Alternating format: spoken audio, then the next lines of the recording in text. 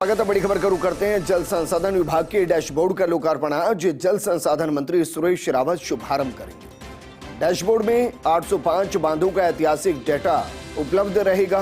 242 बांधों का दैनिक data monsoon काल के तहत उपलब्ध रहेगा। 88 बांधों का लाइव डेटा पोर्टल पर उपलब्ध रहेगा। वर्षा मॉड्यूल में 325 मैनुअल वर्षा मापी स्टेशन का साल 1957 से डेटा देखा जा सकेगा। कैनाल में जल आवंटन के हिसाब से डाटा उपलब्ध रहेगा। गंग और भाखड़ा नहर प्रणाली का जल स्तर डिस्चार्ज का डाटा स्काडा के माध्यम से लाइव उपलब्ध रहेगा। बीसलपुर, जवाई, गुड़ा, जवार सागर सहित अन्य बांधों का लाइव डाटा भी उपलब्ध रहेगा। मेरे सहयोगी विनोद सिंह चौहान जुड़ गए। Vinod, good morning. सवाल यह है कि माना जाए कि हर बांध, हर पानी का स्रोत अब ऑनलाइन रहेगा, उसका डाटा रहेगा, ताकि डाटा का विश्लेषण हो और भविष्य की रूपरेखा को तय किया जाए। और यह भी बताओ कि इस साल कितना पानी है, कितने की जरूरत, कितना बचाना। जी बिल्कुल, देखिए जल संसाधन विभाग और भूजल विभाग की बड़ी पहल है। देखिए भंजनलाल सरकार ने पेयजल प्रबंधन के तो पुख्ता इंतजाम अब कर दिए हैं। 25 जिलों में नदियों को जोड़कर पानी लाने की कवायद शुरू कर दी है और इसी 5 साल में फलीभूत होती दिखेगी। इससे पहले बड़ी बात यह है कि देखिए किसानों को जोड़कर, लाखों किसानों को जोड़कर रियल टाइम डेटा किसान देख सके बांधों में कितना पानी है। इसके लिए डैशबोर्ड तैयार किया गया है। कैमरामैन गिरीश से कहूँगा कि वो आपको डैशबोर्ड दिखाएं। देखिए इसमें बड़ी बात यह रहेगी कि 805 बांधों का जो ऐतिहासिक डेटा है वो भी उपलब्ध रहेगा, जबकि 242 बांधों का जो दैनिक डेटा है, जो रोज 242 बांधों का दैनिक डेटा है, वो मानसून काल में क्या स्थिति रही यह भी देखा जा सकेगा।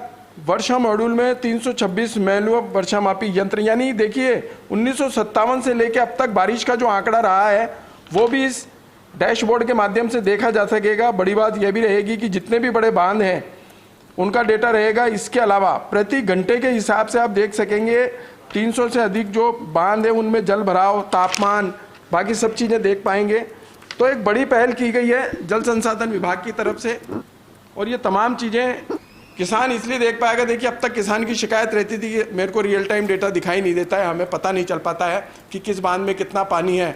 और जल संसाधन विभाग हो या जलदाय विभाग हो, अधिकारी लगातार उन्हें गच्चे देते रहते थे, यही कहते रहते थे कि बांध में पानी नहीं है। लेकिन अब किसान स्वयं देख पाएगा कि बांध में कितना पानी है और मुझे उपलब्ध जल के हिसाब से अब किस तरह की खेती करनी है या मुझे आगे क्या निर्णय लेना है, ये तमाम चीज़ें किसान भी देख पाएगा। देखिए पब्लिक डोमेन में जो ऐप है वो पब्लिक डोमेन में दिया जाएगा ताकि इंडस्ट्रियों को भी पानी दिया जा सके। आम जन के हाथ में डेटा होगा और प्रति घंटे के हिसाब से अपडेट होगा।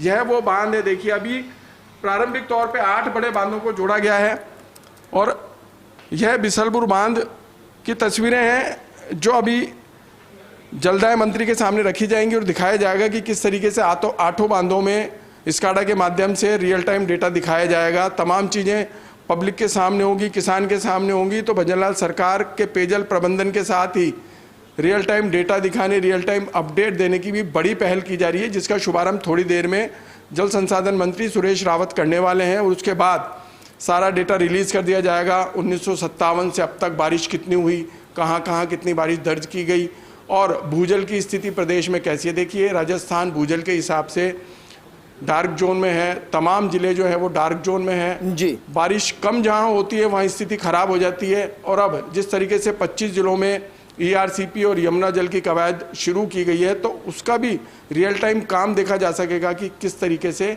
अब कामों को अंजाम मिल रहा है, बांधों की स्थिति क्या है।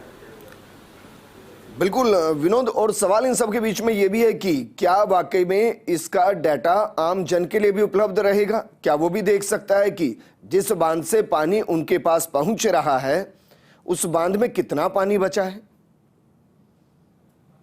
जी बिल्कुल, 1 महीने बाद पब्लिक डोमेन में ऐप जारी कर दिया जाएगा।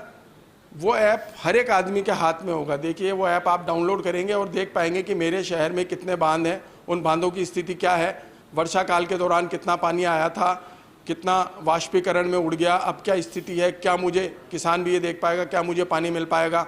या फिर देखिए कि जहाँ पेयजल कटौती की जाती है, जहाँ पानी की कमी रहती है, वहाँ भी लोगों को अवेयर होना पड़ेगा कि अब इस बांध में इतना ही पानी बचा है तो किस तरीके से पानी को सहेजें, किस रूप में उपयोग करें। सरकार के साथ साथ आमजन भी अवेयर होगा और पानी के बेहतर प्रबंधन और उपयोग किया जा सकेगा। बिल्कुल। और मुख्यमंत्री कब इस कार्यक्रम का हिस्सा बनने वाले हैं, क्योंकि आज उनके कई कार्यक्रम हैं? जी देखिए, मुख्यमंत्री के आने का अब कार्यक्रम नहीं है। जल संसाधन मंत्री सुरेश रावत ही लोकार्पण करेंगे। उसके बाद ये सारा डेटा डैशबोर्ड में रिलीज कर दिया जाएगा और सरकारी स्तर पर अगले 8 से 10 दिन देखा जाएगा। उसके बाद जो डैशबोर्ड का लिंक है वो सबको प्रोवाइड कराया जाएगा और 1 महीने के भीतर ऐप तैयार हो जाएगा, जो किसान सहित आम आदमी के हाथ में भी होगा। ठीक है विनोद, शुक्रिया तमाम जानकारी हमारे साथ साझा करने के लिए।